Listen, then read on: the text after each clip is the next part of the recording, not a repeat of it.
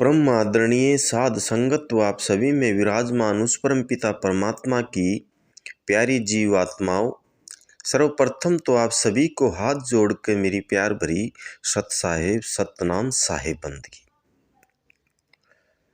प्रेमी सजनों, कबीर साहिब ने कही है कि सतगुरु के दरबार में जाइए बारंबार, भूली वस्तु लखाए दे मेरे सतगुरु हैं दातार।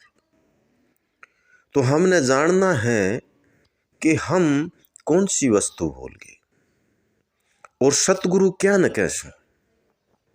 कबीर साहब ने कही है कि सतगुरु पूर्ण ब्रह्म है, सतगुरु आप अलेस, सतगुरु रमता राम है, जाम में मीन नाम एक।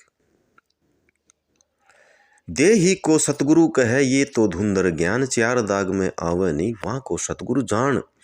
गुरु किया है दे का सतगुरु चिन्ह नाई, भवसागर की धार में फिर गोता खाई। कि वो सतगुरु केवल शब्द, वो परमपिता परमात्मा। तो हम उसके दरबार में बार बार जावांगे, तब हमें वो वस्तु का लखाव होगा जो हम भूल गए। हम कौन सी वस्तु भूल गए?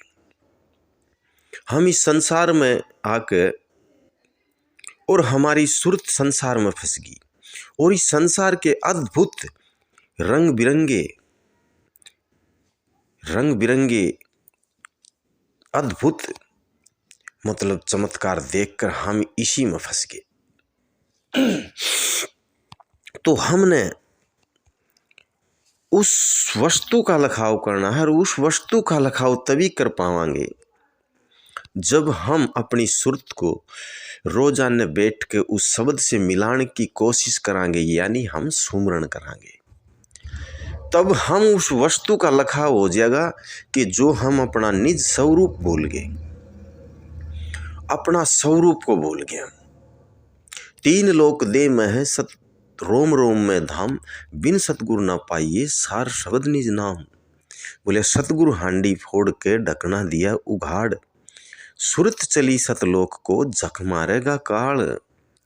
जब हम सुरत को शब्द से मिला देंगे तो उस काल की ताकत को ना कि फिर वो हमने खा जा।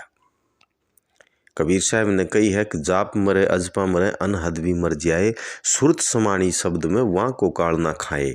जब लग हम अपनी सुरत को शब्द से नहीं मिलावांगे, नहीं समावांगे, इतना हम भेड़ बन कर जीवांगे इस संसार में। क्योंकि मनुष्य को सबसे बड़ा भय मौत का हो, और वो मृत्यु से डरता है। क्यों? क्योंकि उसने अपना कि मैं छूटन का भय हो, उससे मेरी मकान छूटेगी, मेरी बीबी छूटेंगे, मेरे बच्चे छूटेंगे। यानी छूटन का भय ही मनुष्य को सबसे बड़ा भय इस संसार में मृत्यु का है। जब लग हम अपना स्वरूप को नहीं जानेंगे, इतना हम भेड़ बनकर जीवांगे इस संसार में।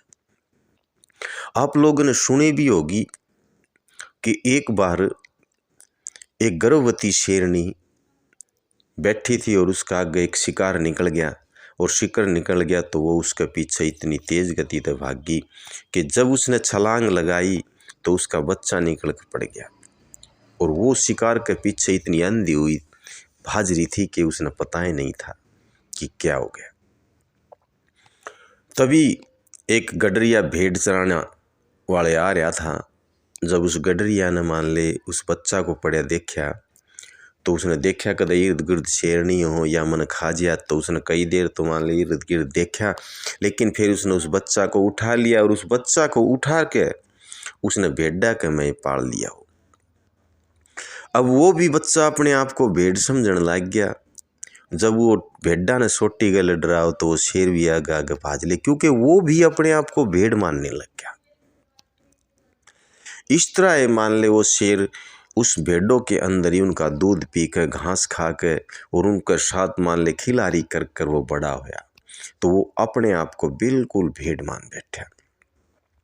एक दिन उसी जंगल में जब वो गडरिया भेड़ चराने जा रहा था, तो एक शेर ने देखा, तो उसने देखा क्या कि यार भेड़ा में शेर, या तो बड़ी अजब गजब की बात से बड़ी अद्भुत बात है कि एक शेर जो जंगल का राजा है वो भेड़ों के अंदर चल रहा है।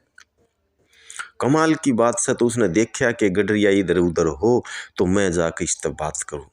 तब वो गडरिया पानी लेन गया तो जब वो उसके पास आया और वो बोले अरे तू इस तरह में क्यों कर रहा, तू तो शेर से, तू भेड़ों में चल रहा है, ये भेड़ तो अपन तो बहुत घनी डर है, हम तो जंगल के राजा हैं। तब वो नु बोलिया ना मैं तो भेड़ हूँ, नु बोलिया मैं तो भेड़ हूँ, मैं तो बचपन से ही इनमें मतलब ओढ़ जोड़ा, मैं भेड़ हूँ, मैं शेर नहीं हूँ। तब वो उसको बड़ी मकसद है और बड़ी मुश्किल तो उसने लेकर गया, चाल तू मेरे साथ चाल।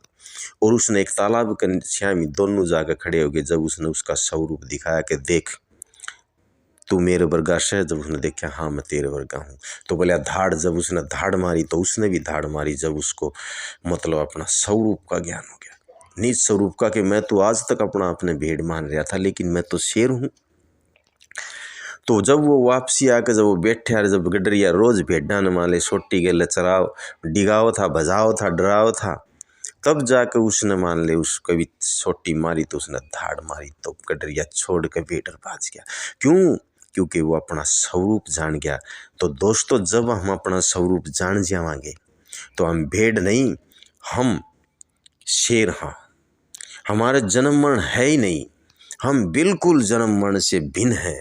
कबीर साहब का एक शब्द आपने सुना भी होगा कि जैसे स्वान कांच मंदिर में भरमत भोक मर्यो, आपन से आप बिसरो।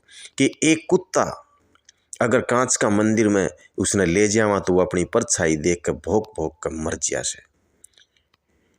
बोला जैसे विपुर केरी निरख कुप जल आन पड़ो, कि एक शेर कुआ में अपनी परछाई देख कर और वो सोचे से कि ये दूसरा शेर आ गया, यो मेरा राज पर कब्जा करेगा, और वो उसने देख के उस लड़न के खातिर उस कुआं में कूद दिया। उसको पता ही नहीं, क्योंकि उसने अपना स्वरूप का पता नहीं। जिस तरह कुत्ता ने अपना स्वरूप का पता हो तो वो भोग भोग कर नहीं मरे, वो आराम से बैठ कर व्यतीत करे।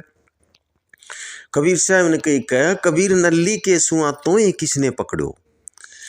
जिस तरह एक मान ले तोता न पकड़नी हो, उसमें एक जंगल में जहाँ सर एक रस्सी ले जा, जिस तरह पर कपड़े सुखाया कर, उसके एक 2-2.5 फुट की नल्ली गाल दे हैं और उस नल्ली के एक मिर्च बांध दे हैं तागा के द्वारा और नीचे टप धरते हैं।